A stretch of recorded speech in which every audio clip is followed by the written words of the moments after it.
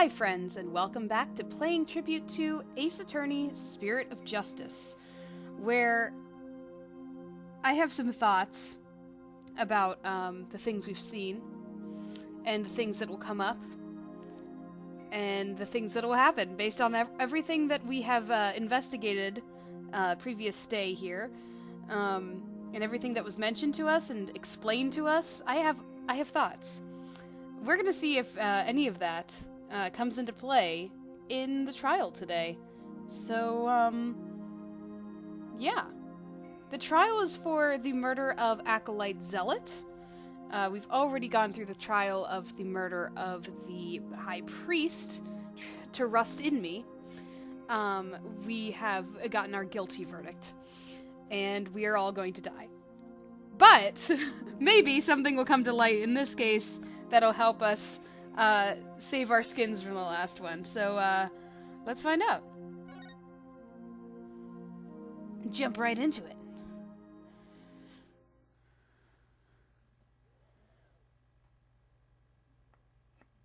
Here we are again.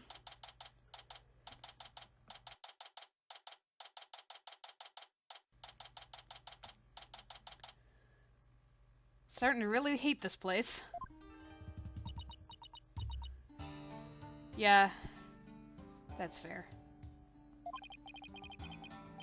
Maya looks exhausted, but I can't blame her. Nick, I was thinking about it all day yesterday. I never properly asked you to defend me, did I? It doesn't matter. I'm on this case till the bitter end. I know. That's why I wanted to officially ask you for your help. You got it, Maya. Let's do this.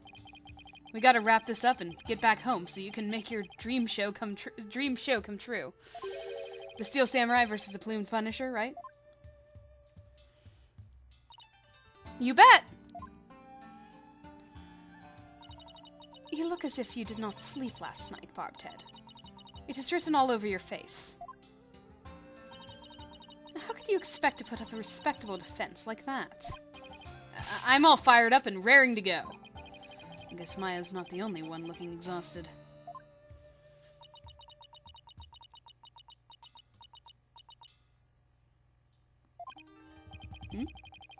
Rayfa doesn't seem to be in the best spirits herself. Go ahead, feign confidence now while you are still able. For I will see to it that your last rites are read to you this day. Heh, guess it was just my imagination. Ready, Nick? Okay, Maya, let's head on in.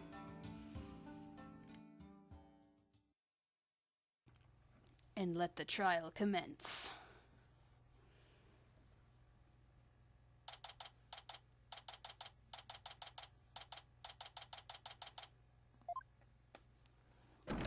All rise and all that jazz. We're all doomed. Now then, if everyone is ready. The defense is ready, Your Majesty. The prosecution is ready. Let us begin without further delay. What, no prayers this time? Oh, no prayers this time, Prosecutor Sadmati. Exactly what I said. I already offered my prayers for the latest victim during my visit to the crime scene. Being that the accused has already been found guilty of the first murder. Let us hasten this trial so we may put this dead lawyer walking out of his misery. I could not agree more. In yesterday's trial, the accused was already found guilty of murdering the High Priest. And today she will be tried for the murder of his disciple, Pure Zealot. Now then, Prosecutor Sadmati, your opening statement, if you would. Certainly. The accused has now slain 2 of the most devout clergymen in Curianism. Even the lowest level of tickling. Yes, tickling and hangnails, right. Would not be punishment enough. Then what terrible fate awaits her?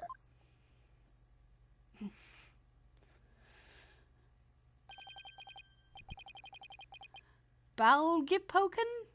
Balgilpoken?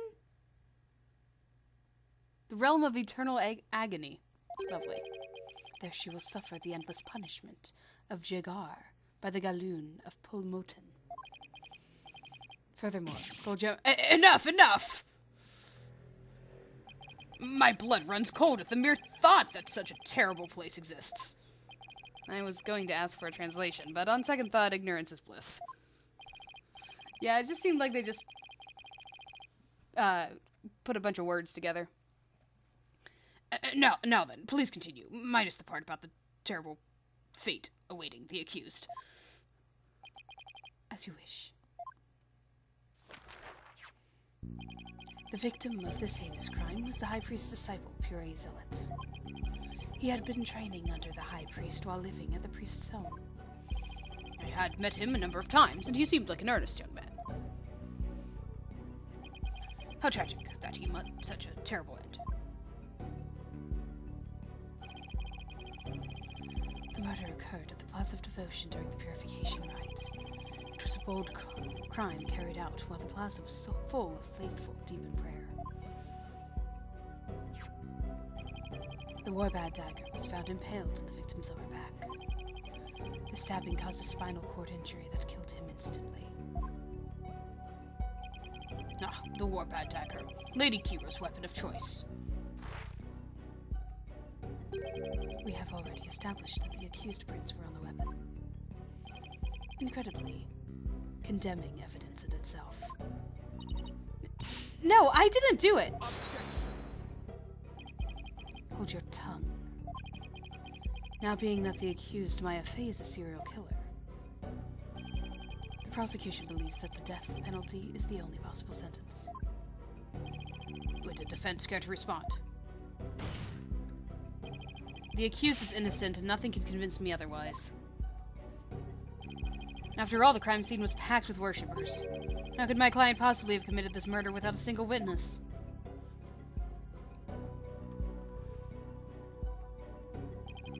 The accused's fingerprints on the murder weapon alone is enough to render a verdict. As such, I see no need to debate this any further. But... Well, once her benevolence conducts her seance, it will be clear for all to see.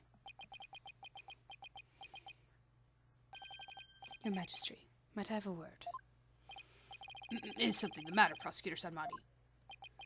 It is about the divination seance. That's enough! Your benevolence! Stop right there, Prosecutor Sanmati. As you wish, forgive me for overstepping my bounds. What was that all about? Barbed head, have you made peace with your fate? For this time, the divination seance will bring you to your knees. I'm ready, and I accept your challenge. The only problem is I have no weapons at my disposal. Our only hope now is what we can glean from the seance vision and Rayfa's insights. Very well. The divination seance, if you please, your benevolence. Yes. Let us begin. Again, I will let her do her thing.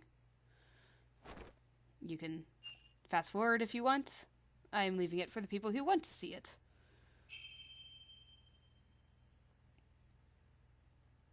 O Holy Mother, we hold this divination seance in your name. Let the eyes of everyone here be clear, and our ears be unstopped. O dance of devotion, guide the victim's soul to me, so that we may receive their final memories in the pool of souls.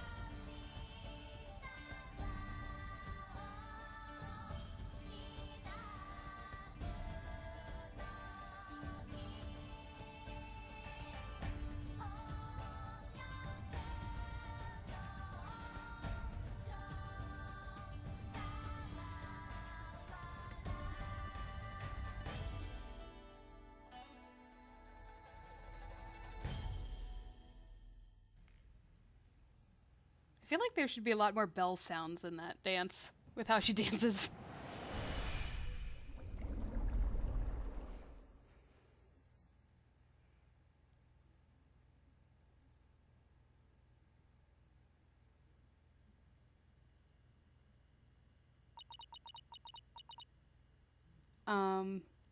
What?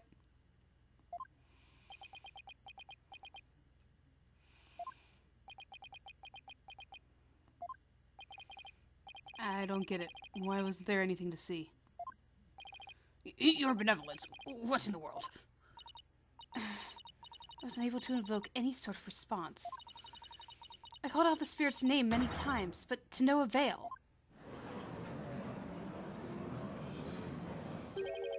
Just as I thought. Wait, what does he know that we don't? I had sought to confirm the contents of today's divination seance. After all, it is customary for the prosecutor to verify it beforehand. Come to think of it...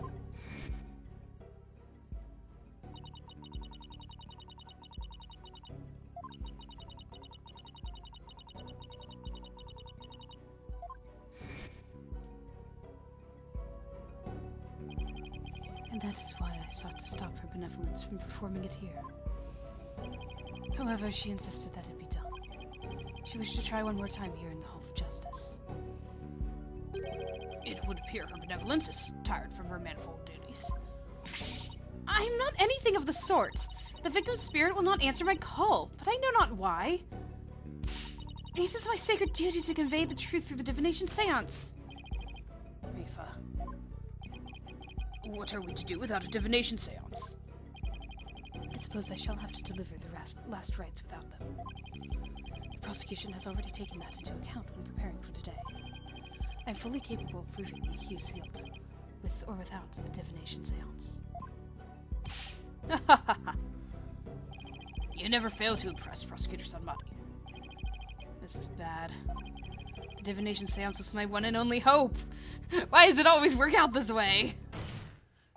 Your Majesty, her benevolence said she isn't tired, so shouldn't we try to find out why the divination seance failed? How curious, Mr. Wright. Why have you suddenly taken such a keen interest in the divination seance? Yes, explain yourself. The divination seance is for shedding light on the accused crimes. It is the Holy Mother's hammer of wrath that is ever poised to pound you into your grave. Wow. Sorry. You should fear it, not plead for it. I believe in my client. Plus, yesterday, somebody told me something that changed my mind. The divination seance was once thought of as just another piece of evidence. If we were to correctly interpret the visions through careful analysis, then they would lead us to the truth behind what really happened. And the truth will show that my client, Maya Fey, is innocent. The truth is, you don't have anything else to fall back on, huh, Nick? Maya, please. You're not helping. How dare you! The voice of a Mitama is to be feared, not utilized by vile lawyers such as you. Seances exact a heavy toll upon the royal priestess. It would be best not to burden her any further. Or does the defense feel that it can pose no counter-arguments without the seance? No, of course not. He saw right through me. I'll have to find a way to make the divination seance happen, or we're toast. Well, since the divination seance is not possible at this time, I see no other choice. Let us proceed with the trial without the seance, as Prosecutor Sanmati suggested. Thank you, Your Majesty. Why, I will not forget this barbed head. This will not be the last you see of me. Now then, I will now proceed by providing an outline of the case at hand. Very well. If the lead detective would please come to the stand, we may begin. Okay, so it's back to basics then, huh? Alright.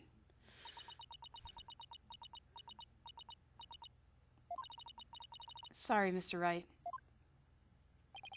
Detective Sky, I understand how you would wish to save the accused and the defense.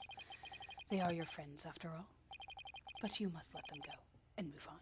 Oh, you jerk. But they're the only way to save... There is only one way to save them now. By giving their souls the chance to burn away the taint of their sins in the infernal flames. I can't do this. No eating in the Sacred Hall of Justice. Miss Sky! Yes? Don't worry about me and Nick. You just do your job. I'm sure Nick will figure something out, eventually. The sad face really gets me. Right. Thanks, Miss Faye. How very brave for a criminal with a tainted soul. Very well, Detective Sky. Please proceed. Okay, I can do this. Let me start with an overview of the case. Ooh, we're in trouble, guys. I have a guess of why this divination seance didn't work. Based on everything that we've learned and how she phrased it, she's like, oh, and I called out his name, he didn't respond. Is it a fake name? But, like, I can't imagine what he would be otherwise, though. I don't know. The latest victim was Pure Zealot. He had been training under the High Priest and living out at his house for the past 2 years. The High Priest's widow, Believe in Me, had identified the victim's body. He may have been mistaken for a rebel and killed due to his connection to the High Priest.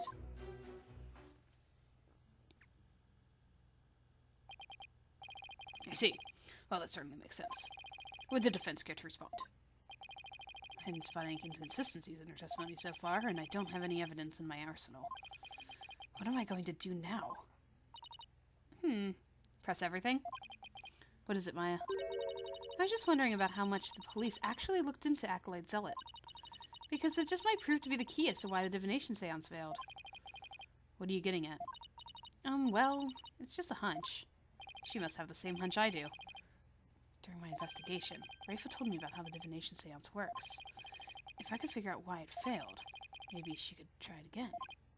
Okay, time to press for some more information. Press everything!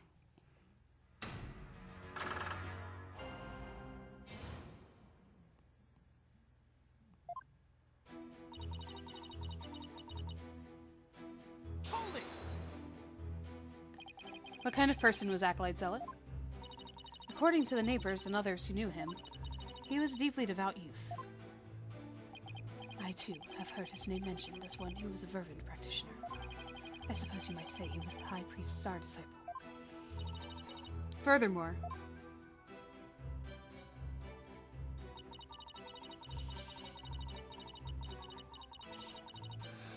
Hold it! 2 years. Are you sure about that? We took statements from his neighbors and his fellow monks. They all corroborate our initial findings. What about you, Maya? Well, when I first came here, I saw Zealot praying under the High Priest's instruction. I see. So the results of the police investigation seem to check out. The High Priest's widow, Believe in Me, has identified the victim's body. Hold it! Was Mrs. Inme's positive ID the only way you verified the identity of the victim? Huh? Well, no. We also checked the ID card he carried and the data in his family registry. But what? His personal information didn't match any of the public records we cross-referenced.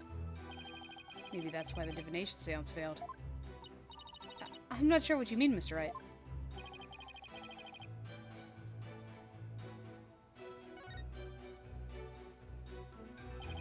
The victim decided to hide his identity for some reason. In other words, he was using a fake name. The royal priestess uses the deceased face and true name to summon their spirit. Why, yes. That is indeed true. If he was using a forged ID, and there is no mention of him in our public records, then he was likely an illegal immigrant. They are not uncommon here in Kirayu. Oh yeah, that's right, we read about that. An illegal immigrant? Come to think of it, Rayfa mentioned something about immigrants yesterday. Or we heard about it. I read about it. Because the game is all in text. But if that's the case, we have no way of knowing who he really is. We'll have to proceed without holding a divination seance this time. Irk! I'd always thought that the Acolyte Zealot was Kirayanese. Oh, how the High Priest must be lamenting his disciples' deception in the Twilight Realm. Well, Mr. Wright, what do you think? Should we add this to the testimony? Sure. This is an important fact. Please add it to the testimony. It would seem to be a fact most inconvenient for the defense. But if you insist, Detective Sky, please add what you just said to your testimony. Yes, Your Majesty. Hmm.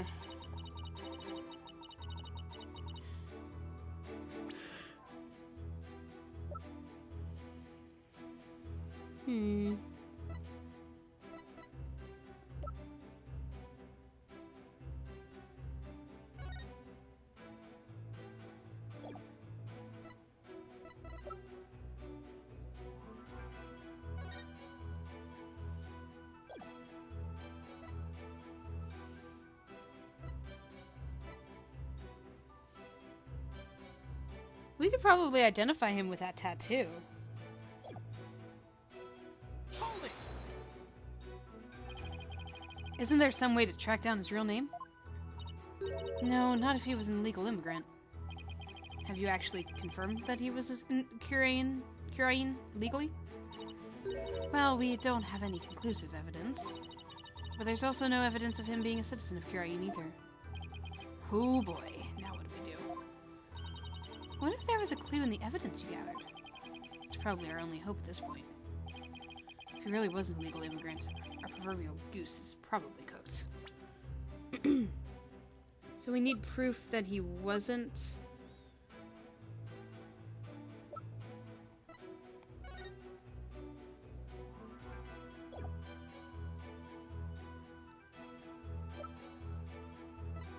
We need proof that he wasn't an illegal immigrant?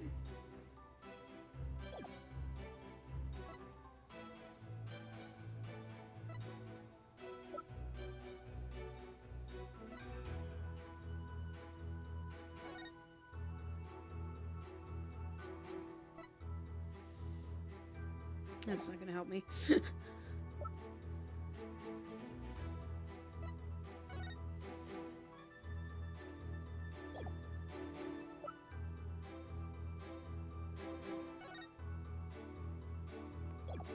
I got nothing.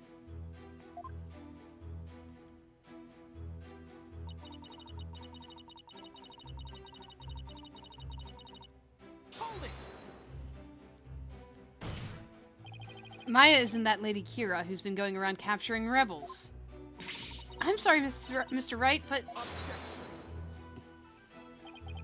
That verdict was already handed down in the previous trial.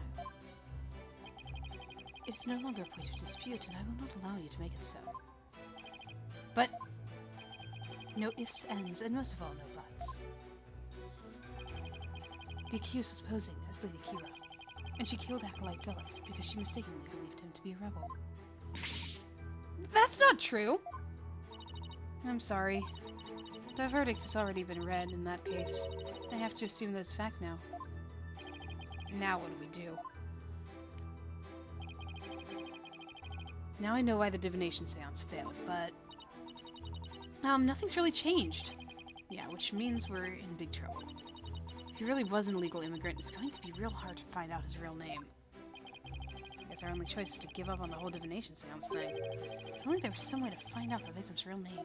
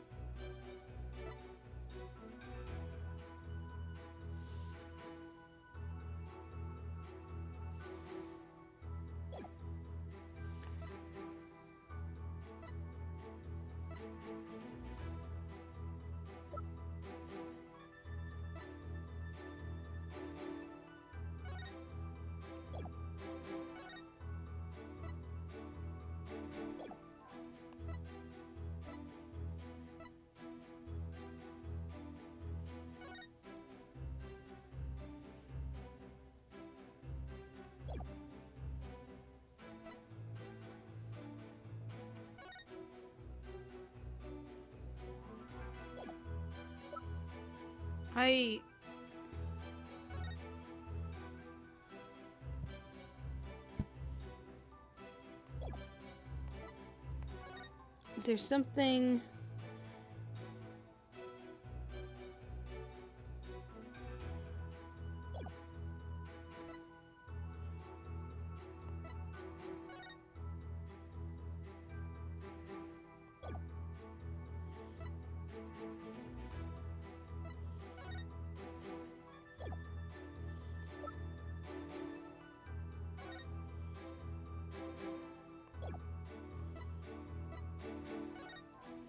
Nothing is helpful.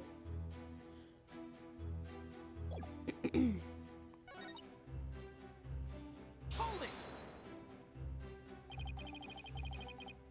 But the victim was using a fake name, so he may very well have been in Kurain illegally. Yes, that's very likely the case. Now that I have an opening, what next? It's still not going to help me learn Zealot's true identity. Was he really an illegal alien?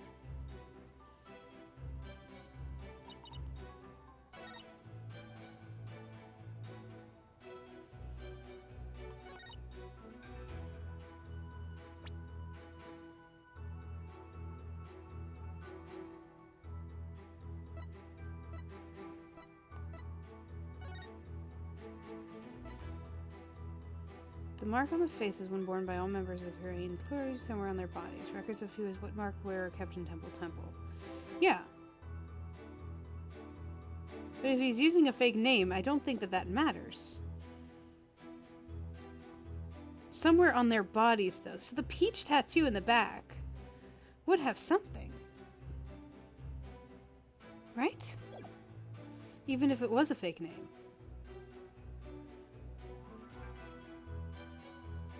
So I am right in the peach tattoo, right? So what do I present? Do I present this? I have to present this.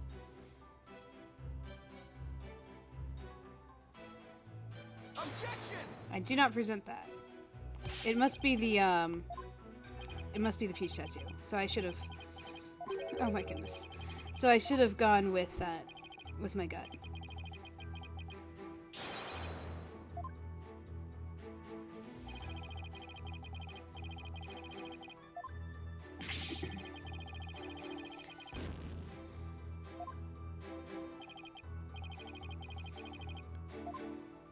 Alright, so it is the peach tattoo.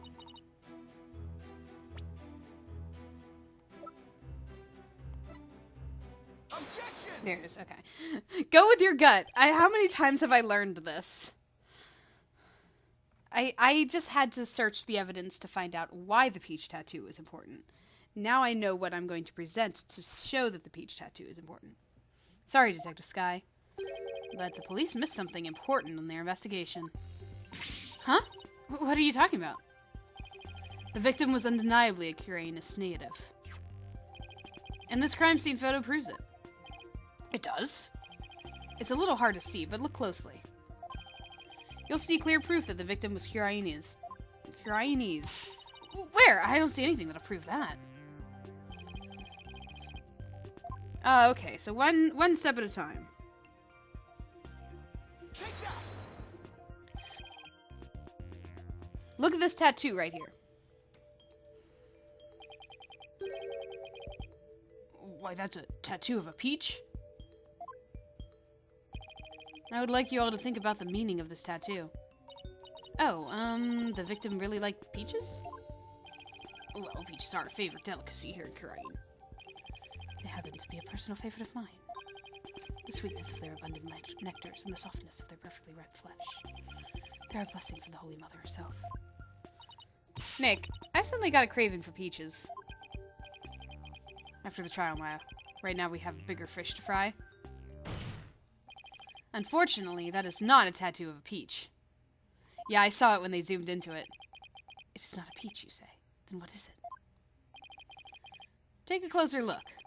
Haven't you seen something like that before? Yeah. Namely, the tattoo on the High Priest's brow. Oh my! What?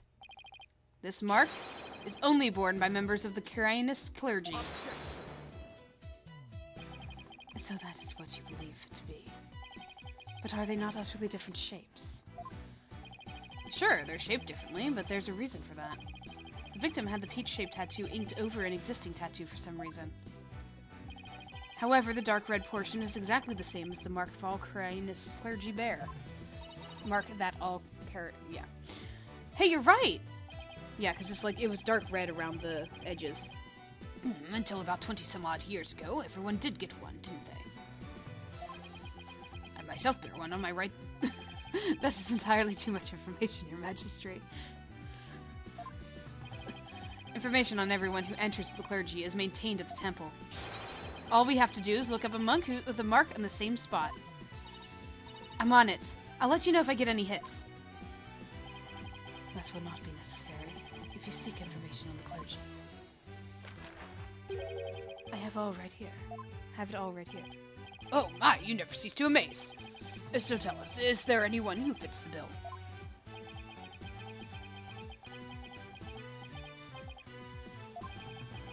There's just one. And his name is Real Nemu. Real name.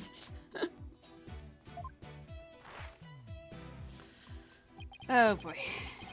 He became a monk 20 years ago.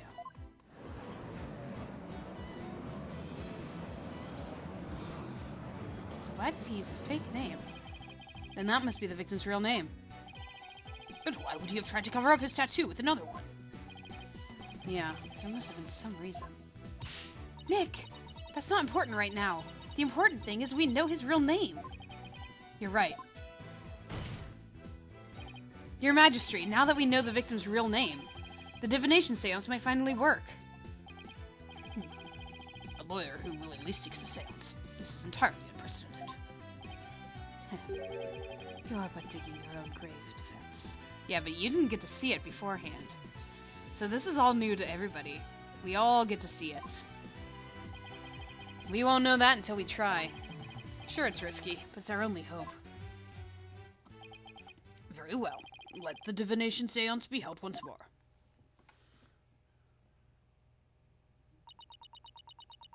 Ready, Rayfa? Why would a lawyer work so hard to see the divination seance be held once more? You are a fool, Barbed Head, and your foolishness shall yield no gratitude from me. For with the truth revealed by my insights, I shall gladly seek your demise. Bring it on, Princess. Because I will correctly interpret each and every one of your insights. You will regret ever thinking you could use my sacred insights as evidence. I am going to skip it this time, because we literally just heard it. We do not need to hear it again. We hold this divination seance in your name. I'll let her do her Let thing. the eyes of everyone here be clear, and our ears be unstopped. O dance of devotion, guide the victim's soul to me, so that we may receive their final memories in the pool of souls. It's always so epic sounding, too. The music is, like, very epic. I'm gonna skip it, though. Sorry, guys. We only need one per episode.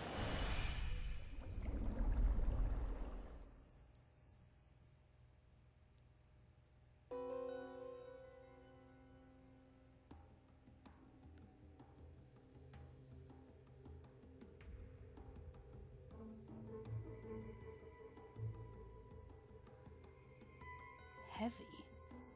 That's an interesting one.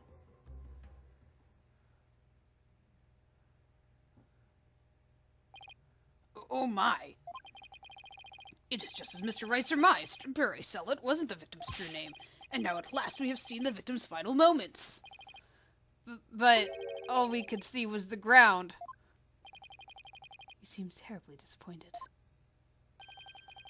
I take it you did not find any fodder for one of your infamous turnabouts. I, on the other hand, have discovered something. Conclusive evidence that establishes the accused's guilt. You did? A most surprising surprise attack! So, tell us, Prosecutor Sanmati, what is this conclusive evidence you have found? The Plumed Punisher theme song that the deceased heard. Please consider this item here. It was confiscated from the accused during her interrogation. Hey, that's my Plumed Punisher strap! when you press the magatama on the plumed punisher's belt.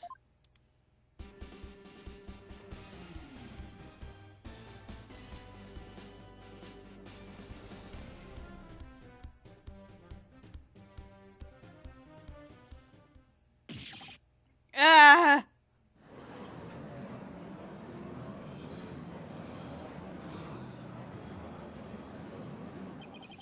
It seems the accused inadvertently pressed the button in the midst of her crime. This strap is an extremely rare item, is it not, Miss Faye? You'd better not break it. There's only one of those in the whole wide world. Maya, no!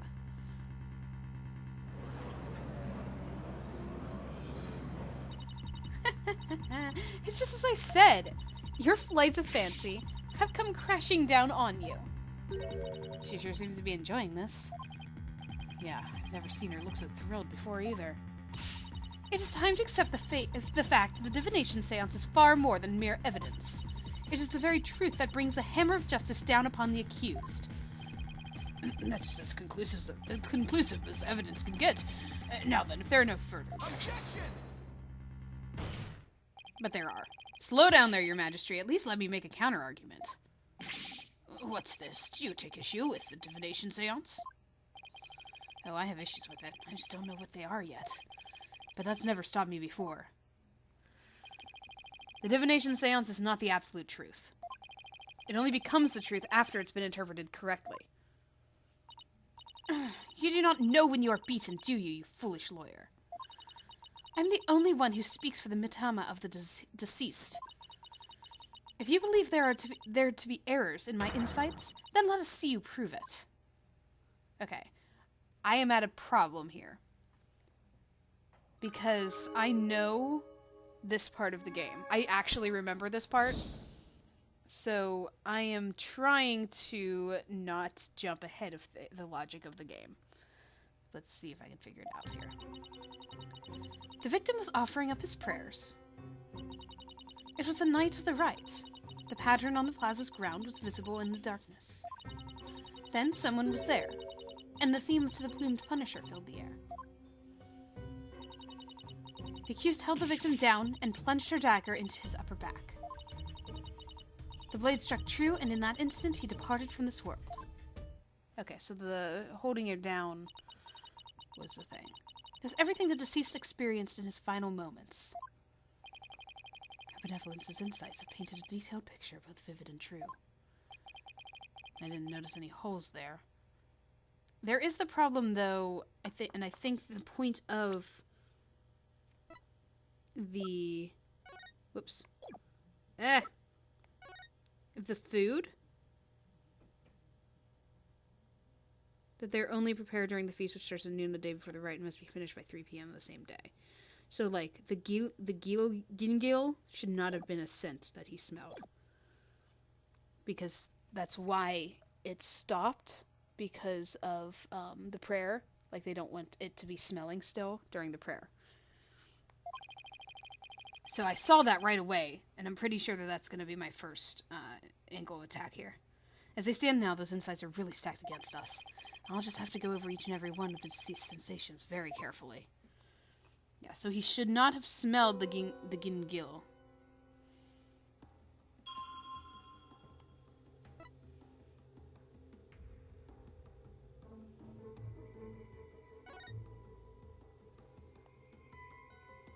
Objection! Okay, that's the first thing I noticed. So I'm not jumping ahead of the logic here. Was it really the night of the rite?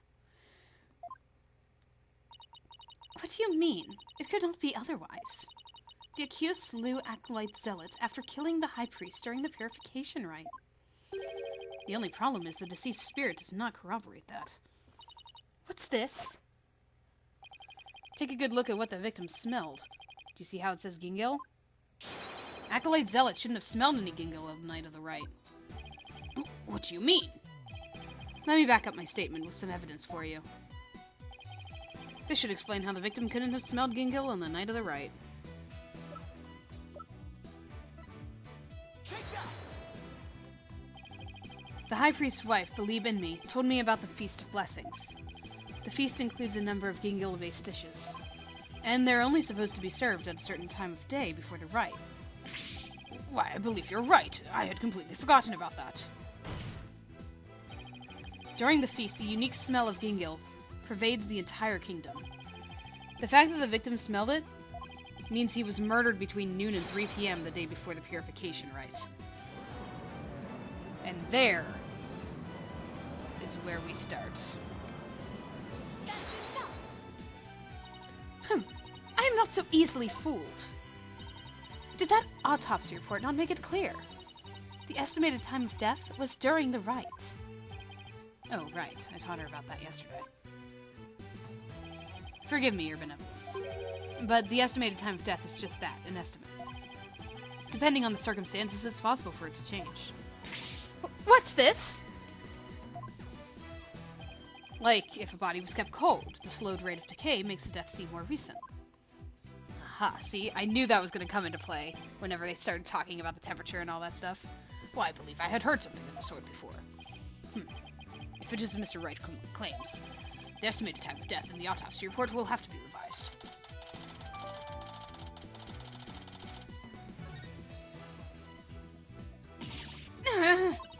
Barbed head, you blinded me with science.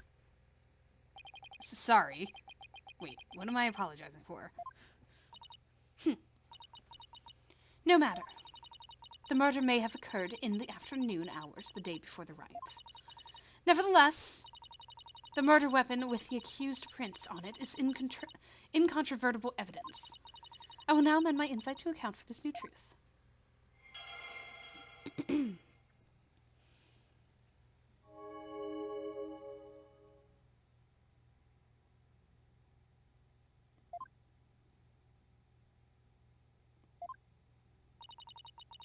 The time of death has been corrected, leaving my insights invaluable. Wait a second. The afternoon the day before.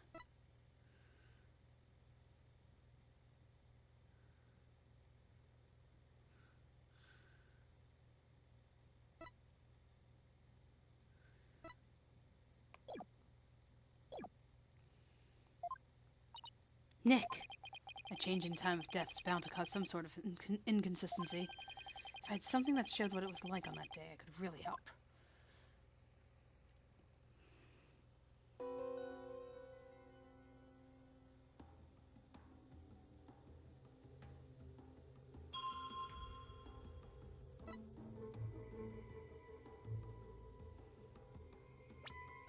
So this is the problem, right? Because it shouldn't have been?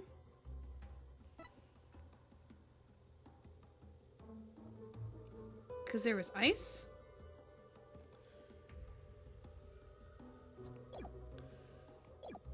But how do I show that in this?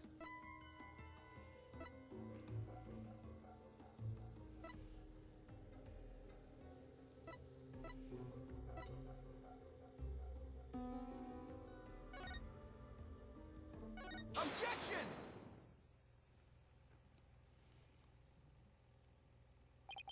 The change in the date and the time of the crime has caused a new inconsistency to surface. What's this? Ugh, you're making that irritating face again. Cease that at once. Sorry, but this is the face I was born with. Now, let's focus on what's important. What the victim saw in his final moments.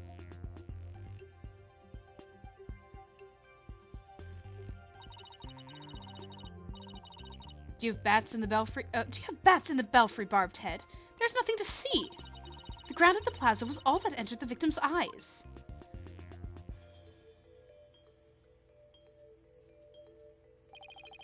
And that's what I find so strange. On the day before the rite, it should have been impossible to see that pattern on the ground. Impossible, you say? Do explain. This piece of evidence shows why the plaza's ground was not visible that day. Okay, I think this is a new thing where it's like, I see the thing in the insight, but I need to also connect it with evidence. It's like 3 different things. This newspaper has an article that is tiny in size, but huge in importance. It says that the ground was covered with thick white ice the day before the rite. What? But... The victim did not see so much as an ice cube on the ground.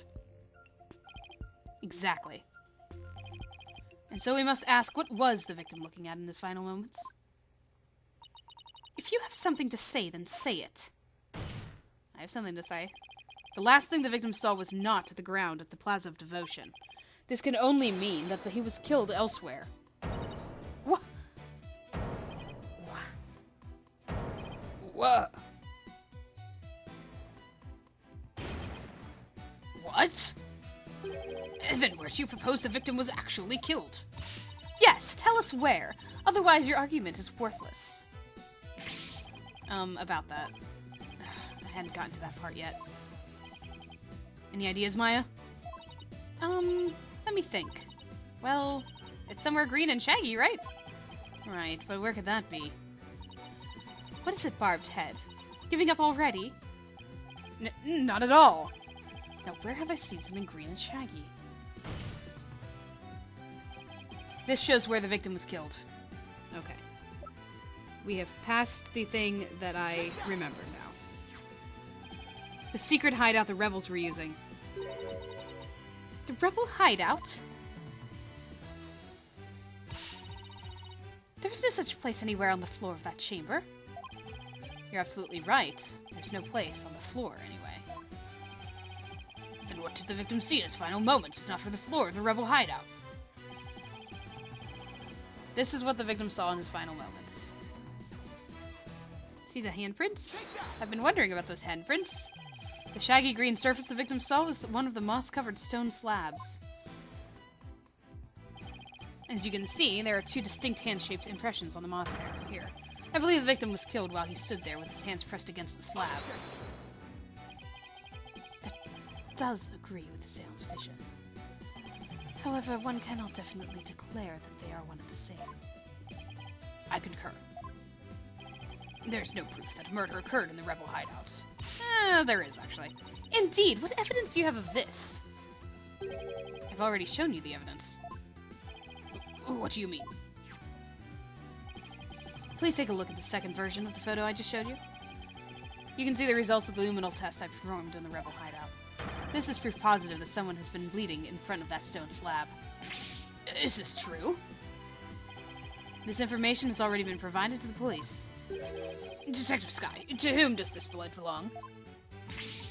We thought it was the High Priest's blood that flowed in from outside, so we haven't tested it yet. And then you must do so at once! Yes, Your Majesty.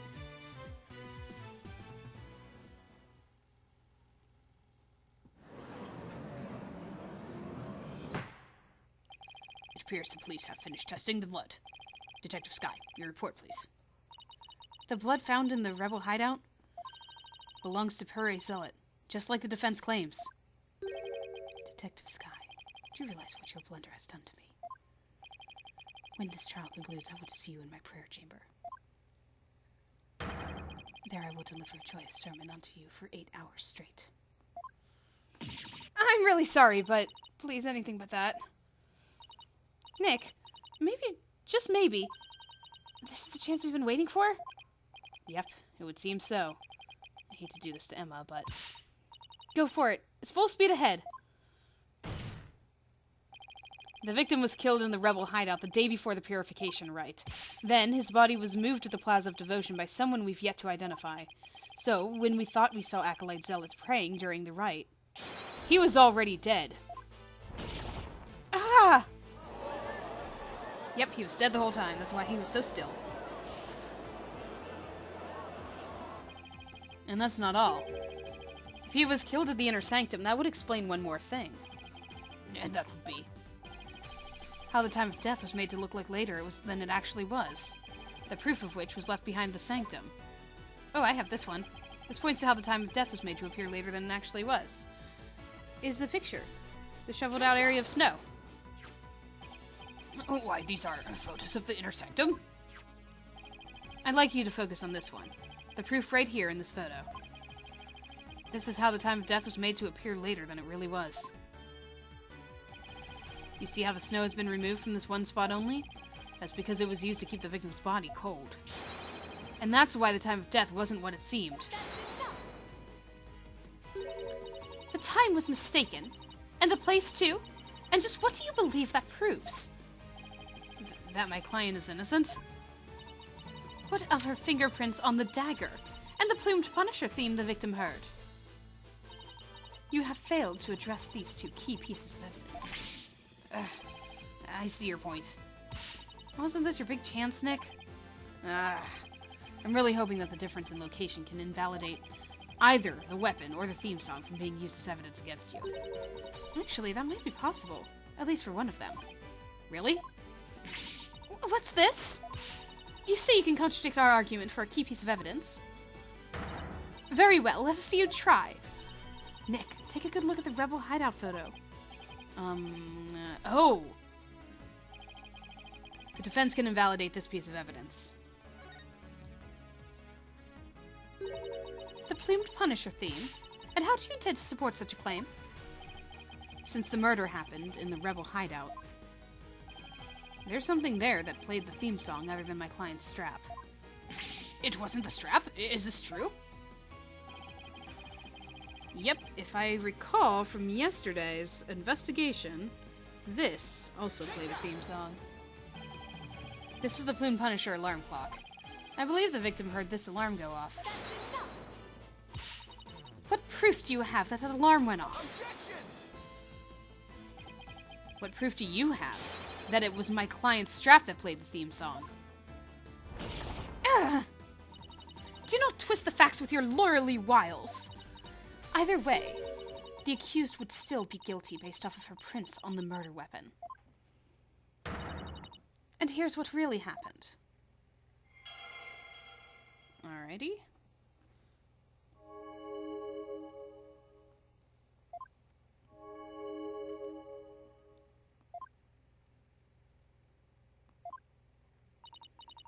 Though there have been some twists and turns, that is the truth of what happened. I won't get anywhere until I can eliminate the dagger. Most impressive, Your Benevolence. I see no inconsistencies anywhere in the prosecution's case. No. There is one. What's this? You still claimed there to be an inconsistency? Try as you might, the outcome will always be the same. Does the inconsistency have to do with the dagger? What am I doing here?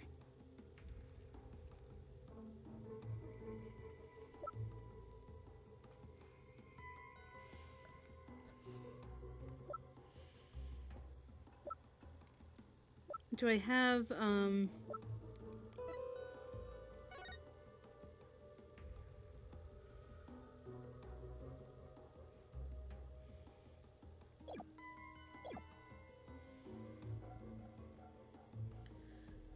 heavy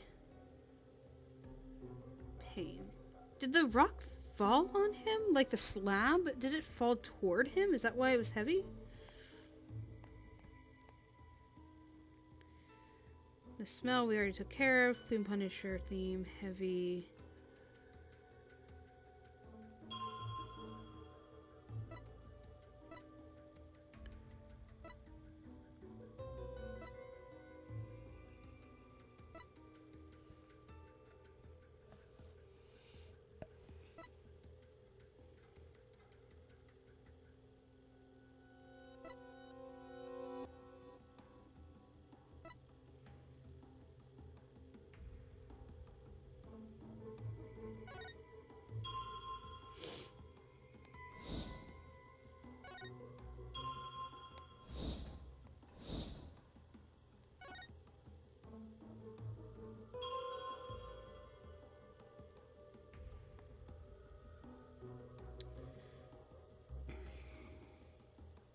It wasn't in that instance that he departed. He still had a bit more sensation there. Is that what we're going for? That doesn't seem right.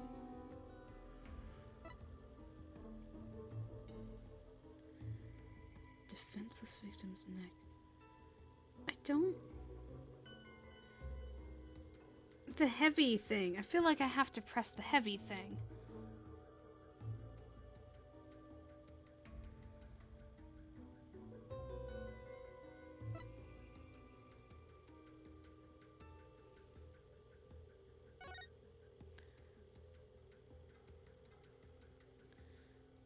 This is not right. It's not right.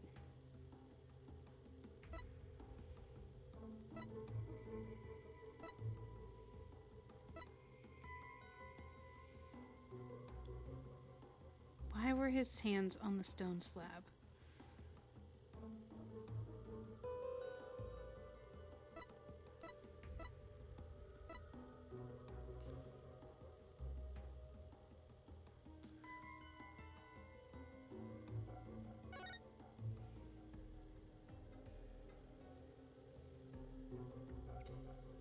Is it the fact that he hasn't departed from the...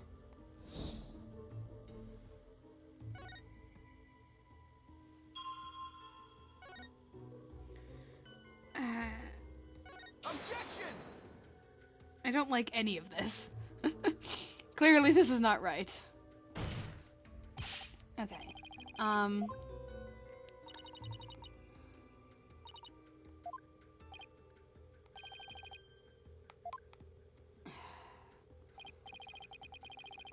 Let me think here.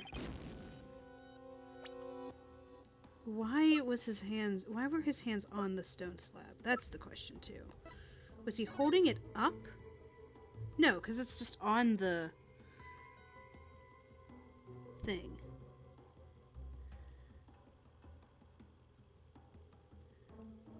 Why was he there?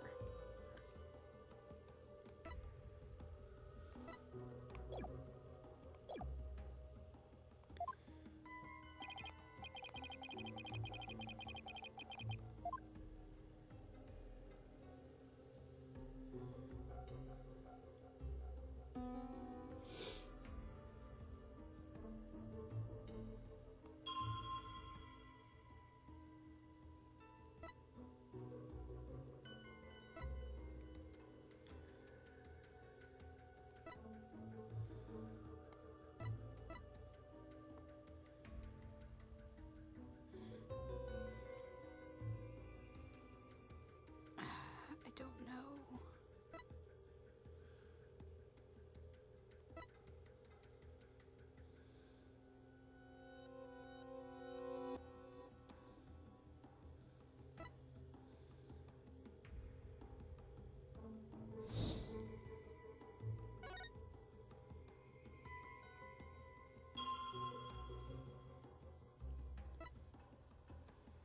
Someone was there.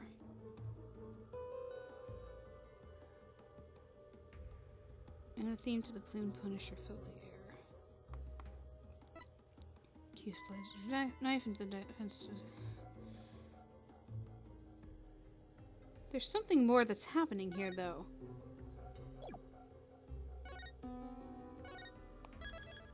I am struggling on this particular insight, so give me a second to save that there. Okay.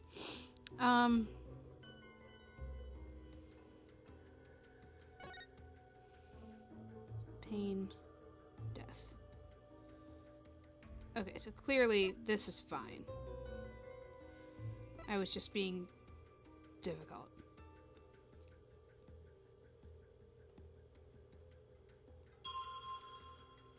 I think this is it. I think this is it. Objection! That's not it. I was wrong. What am I... What's the inconsistency? Okay, hold on.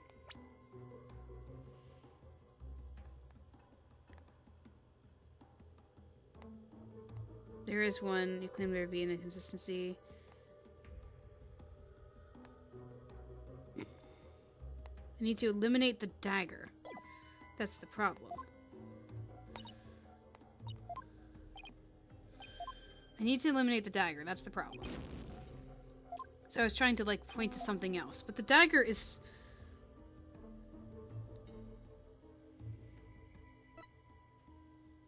there.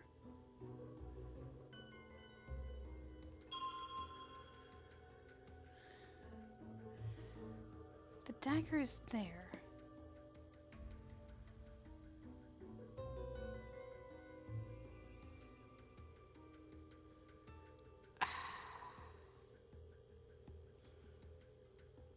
Is it here where the pain is?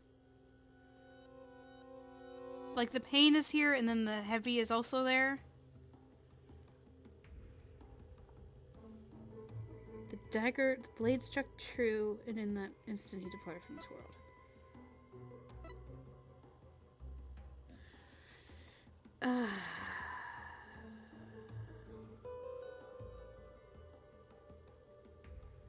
It is giving me an option to ask for help.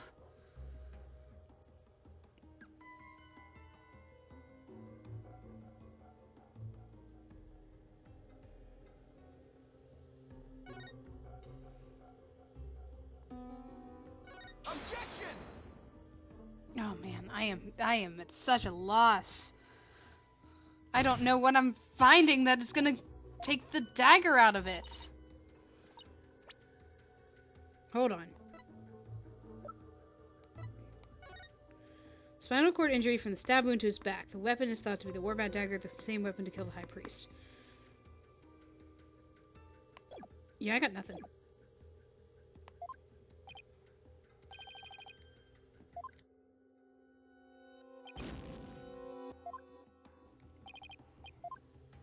Okay. I don't know what this will do, but I'm gonna use it. Can't find any inconsistencies, Maya. Don't give up yet, Nick. I mean, what about that insight?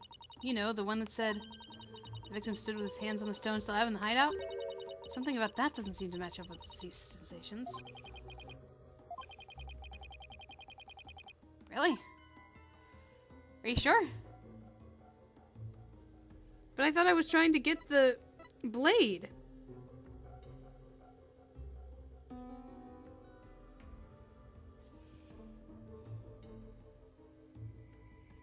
Is it the lack of a touch, or is it the heaviness? We know that he was touching it. There's handprints there. Objection!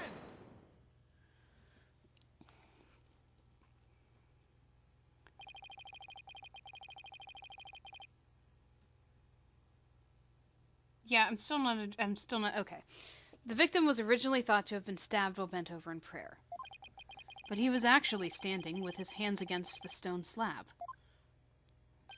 So the question is, where did the sensation of something heavy come from? Well, yeah, that's what we've been talking about, but I don't know how that has to do with the dagger. Also, I will note the fact that I've been questioning that heavy sensation since the beginning, just because I didn't know which line to target when selecting that sensation. Ugh. Yes, I see your point. Yeah, if only you saw it in all of the other statements. Since the victim was standing, he couldn't have been held down. Oh. But it didn't say... See, okay. Real talk here. Game, and you guys. I was going back and forth in that insight, because I'm like, oh, there was a point where she said he was held down. And he couldn't have been held down. I don't know, did I express that out loud whenever I was like, oh, whenever she was stabbed, he was held down, but he couldn't have been. I don't know whether I expressed that out loud.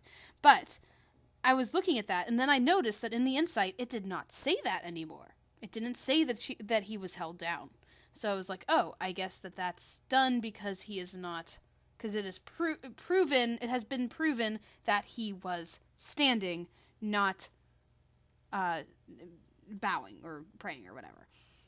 So, I thought that was already taken care of. Game. Come on, man.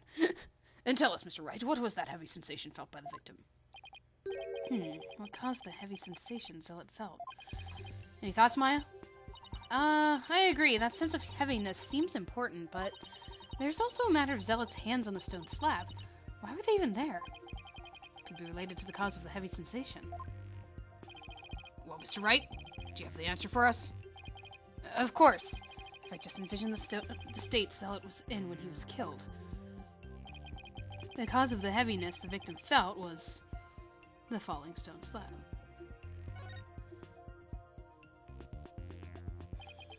The only conceivable cause is the stone slab falling over, trapping the victim underneath. What?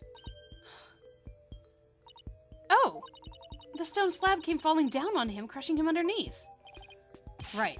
That was the cause of the heavy sensation the victim felt. So wait, are you saying that he was actually crushed to death? Objection. While your theory is impressive, you have overlooked a key fact. The victim was not crushed to death, rather he was stabbed. Oh yeah. Or do you claim that the dagger was plunged in after the slab had fallen on him?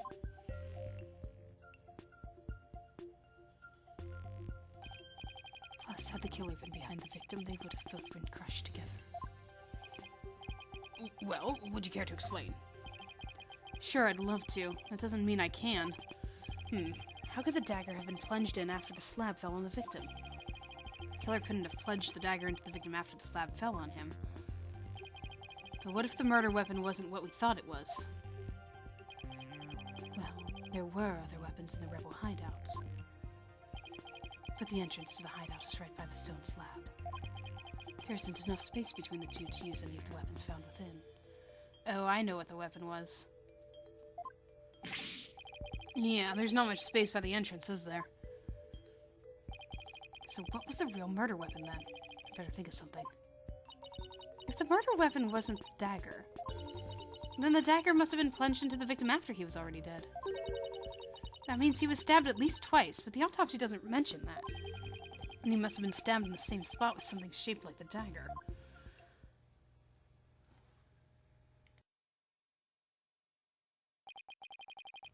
Would the defense care to offer an explanation sometime this century? Wait, wasn't there something dagger-like near the scene of the crime? Yup. Something that had a shape similar to the Warbad dagger? And was covered in blood? Present your evidence at this time, Mr. Wright. This shows what really killed the victim. I am confident. Hold on. There it is. I am confident in my answer, but I am saving it anyway because I have one soul.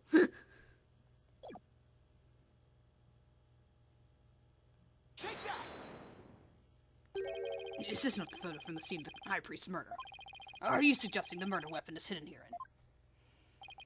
This is what really took Pure Sellett's life. Take that! But that's the Warbad statue? Exactly. The Warbad statue has dagger-like feathers protruding from it. That's dangerous, man. That is really what took the victim's life. That is what really took the victim's life. You imbecilic fool. The statue is outside of the hideout. How do you propose to impale someone who is inside? Haven't you heard? The Warbad statue also functions as the hideout's door. What do you mean? The statue can pull a complete switcheroo. A switcheroo. To put it simply, it's a revolving door.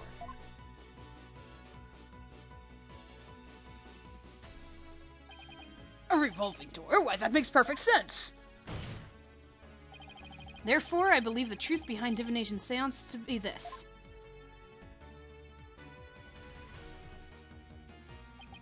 As the victim entered the secret hideout, the stone sculpture came toppling toward him. He threw up his hands to stop it, but his weight forced him backwards. Unfortunately, the Warbad statue was right behind him. Ugh. Dude, at that point, just run away on the side. This cannot be!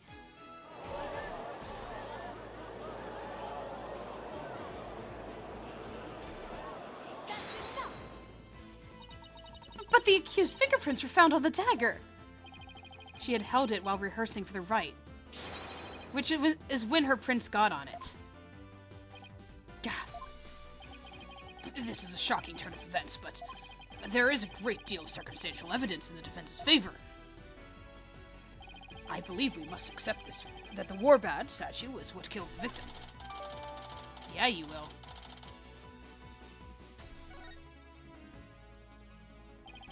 Now that we know how Acolyte Zealot really met his demise, there's no basis for claiming my client committed this crime.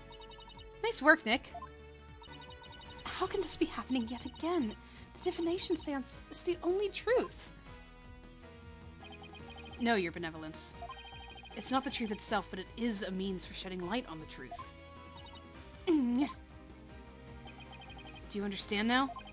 Your kingdom needs lawyers so that they can interpret your insights. But that means I've been misinterpreting the voices of the spirits all this time. Your Benevolence, are you unwell? All the color has drained from your face.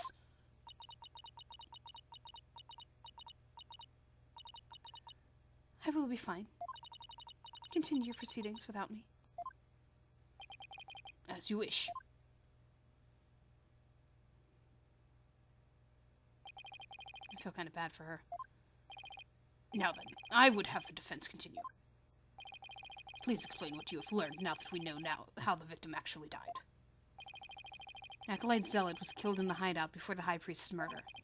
That means the body found at the Plaza of Devotion was moved there by the real killer. But only after the Warbad dagger was thrust into him, to make it look like the murder weapon. That does seem to agree with what we now know. But why would the real killer go to such lengths? I believe stabbing Acolyte Zealot's body with a dagger and moving it to the plaza was a crime committed for fun. To make it look like a serial murder... Are we... I was gonna say to frame Maya, but, I think that's the trick, to make it look like a serial murder, because it's the same, weapon that killed the High Priest. But wouldn't it have been a serial murder? Because they put it in... Well, I guess since he didn't die from it. So what, was he just found and it was like, oh hey, let's make this look like a serial killing? I like the answer of to warn warning from the Twilight Realm, though. It was an attempt to make my client look like a serial killer.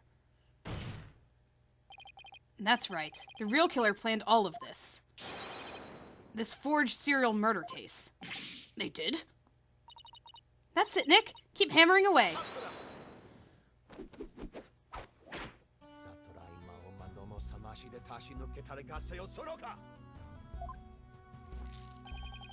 Your reasoning has more holes in it than cheese you foreigners so enjoy. What? Like those putrid, hole-riddled clumps of curds. That makes more sense. That only a rat like you could live. Your reasoning, much like your putrid, hole-ridden brain, has putrefied.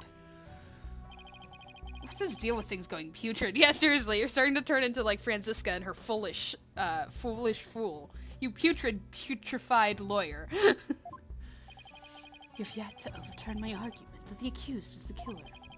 A careful analysis of the chain of events up to the killing exposes the truth as follows.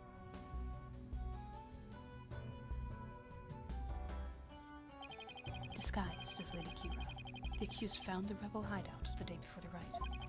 But Acolyte Zealot had followed her there after noticing her suspicious behavior. Caught by surprise, she pushed the stone slab toward him, and we know the rest.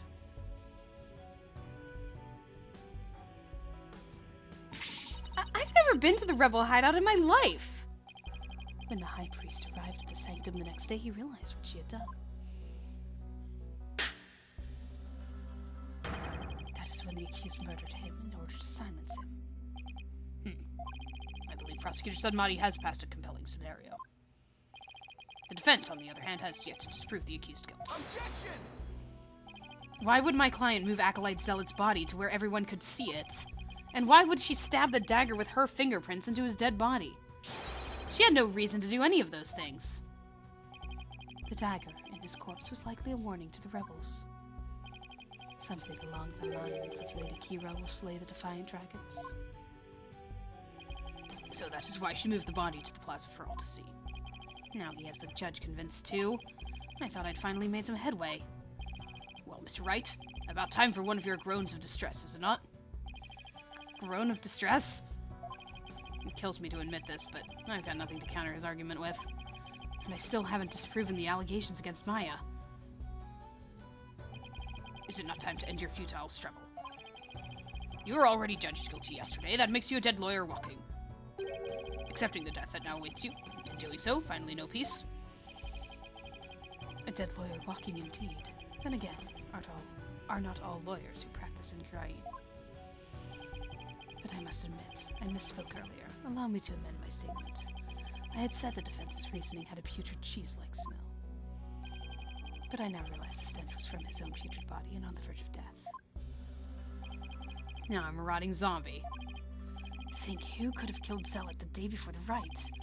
Who knew about the rebel hideout and could gain access to the inner sanctum? Only those involved with the rite can enter the sanctum, so... Wait a second. Only a rebel would have known about the secret hideout. And the only person who was involved with the rite had access to the sanctum. And was suspected of being a rebel is... Ah! Oh no. Did somebody come to mind? Yes, except there's one huge problem. Huge problem? Yeah, the one who came to mind is... What are you two going on about? Plotting your escape from the Sacred Hall? I would not put it past you, considering you have no means to raise further objection. If I don't do something, Prosecutor Sanmani will have this one in the bag. I just have to bluff my way out of this, regardless of that huge problem. Your Majesty, I believe there is another suspect in the Pure Zealot's murder. Objection. Even the most benevolent Holy Mother would not forgive such a desperate lie. After all, you know very well that such a person does not exist. No, there is one person who knew everything. Does such a figure truly exist? Tell us, who might that be? Oh, I hate this. I'm saving it, just in case I'm wrong, but I think I know where he was going with this. Suspected of being a rebel. In the right. Take that. A part in the right. It had to be someone allowed to enter the sanctum and who knew of the hideout. And that would be the High Priest. He could have committed the crime if it occurred the day before the rite. You would pin a crime upon the dead, knowing very well they tell no tales. Have you no shame? Dead men tell no tales. That is definitely a problem. If only the High Priest could tell his side of the story. What? Do I have something on my face? Wait a second. Could this actually work? Oh no! Don't tell me I have some of my breakfast caught between my teeth. No. If there's even the slightest possibility, I'll have to go with it. Your Majesty, dead men do tell tales. Therefore, I would like to request the High Priest's testimony. His testimony? And just how do you propose we get the deceased to testify? There's a way for the dead to testify.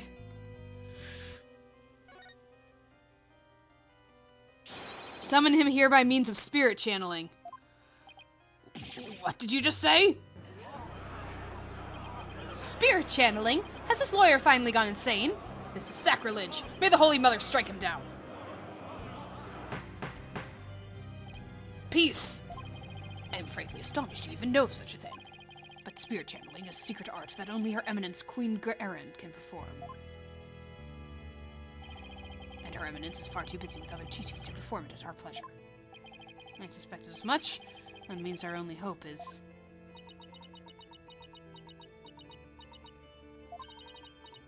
It's okay, Nick. You can tell them. But Maya... I thought you wanted to keep it a secret, here in Kurain. Don't worry. It's not like it's against the law or violates some religious precepts, so... I don't think we'll be punished. At least, I hope not. But this is a crucial period for you. It'll decide whether you become Master of Kurain. Kurain. Sorry, that's the normal one. We don't have any other choice now, do we? Actually, I guess it's the not normal one. If I'm found guilty, it'll be a lot worse than not becoming Master of Kurain. Alright, thanks, Maya. Actually, there is someone here who is capable of channeling spirits. But even her benevolence, Princess Rayfa, finds the divination seance to be a challenge. Who could possibly have greater spiritual power than she aside from the queen? That would be me. Is this some sort of joke? A foreigner could not possibly have such power. Even the royal priestess is incapable of such a feat. And peace, I say. Is this true? Is the accused capable of performing the secret art of spirit channeling? Well, yes, I can. Now, Your Majesty, we'd like your permission to begin. Welcome back, Rayfa. Your benevolence. This is an outrage, I say! First, you make a mockery of the divination seance, and now spirit channeling? Her benevolence speaks the truth. Spirit channeling is a sacred right. Foreign devils, I say they should be put to death immediately. Still your voices. Barbed Head, spirit channeling is a most sacred and secret of arts. Are you prepared to face the consequences of what you propose? Yes, I am. It can't be any worse than the death that'll come if I don't do this. Your benevolence, are you saying you approve of their use of spirit channeling? I will judge whether their claim's true. If this is but another one of their lies, they shall be executed on the spot. That's fair. Very well, then. Your benevolence. What if the accused accidentally calls forth an evil spirit? Do you truly believe this foreigner is capable of channeling spirits? No, but I want to be sure, as I am responsible for the safety of all present. Well, and an experienced practitioner could inadvertently call forth a dangerous spirit. But do not fear, for I have a Magatama of Parting. With it I can see spirits back to the Twilight Realm by halting the flow of spiritual power. That's a relief indeed. These foreigners have thrown down the gauntlet. Let us not shirk from their challenge. We must prove them guilty and deliver their last rites. Do I make myself clear, Prosecutor Sadmati? Perfectly, Your Benevolence. Very well. The accused may channel the High Priest's spirit. But first, we must take a short recess to prepare. We will resume as soon as the preparations are complete. Until then, the court is adjourned. That took a turn that I didn't remember. Woo! Okay, now we're back into our mysterious and unknown parts of the case. I guess it was only that part that I remembered of the entire game. Apparently, that is the only thing. Because it is, whenever they were talking about the divination seance and stuff, that is the one that I remembered, was him pressed up against the stone slab and it actually being vertical and not horizontal. That's what I remembered. So, yay. Hopefully I have all of my Mitama back whenever we start the next court scene, because it looks like we're going to be finishing up this trial, and I would like to have 5 souls so that I don't have to keep saving. Apologies for my struggles there. I fault the game there, because I knew what the problem was. I knew that the heavy sensation was the problem. I just didn't know how to show that that was the problem. But it happens. The logic of the game and going through the logic of the game and following it, but not knowing how to show it is just par for the course with these games sometimes. And it lets you save anywhere in the case, so that's good. We did okay. We had Maya help us out there with with which part of the insight was bad, or which one was wrong or questionable, I guess. But anyway, yeah, we're moving right along. So next time, Maya is set to channel the spirit of the High Priest to see if he is in fact a killer, or, you know, at least he killed Pure Zealot, and then to see if we can figure out who killed him and move the dagger, because that was, or not move the dagger, but like took the dagger and put it into Pure Zealot's neck. Unless it was, were they saying he was the one who did that? But no, because the dagger would have had to be there to kill him. Oh boy. But anyway, all of that to come next time. I will talk to you guys then.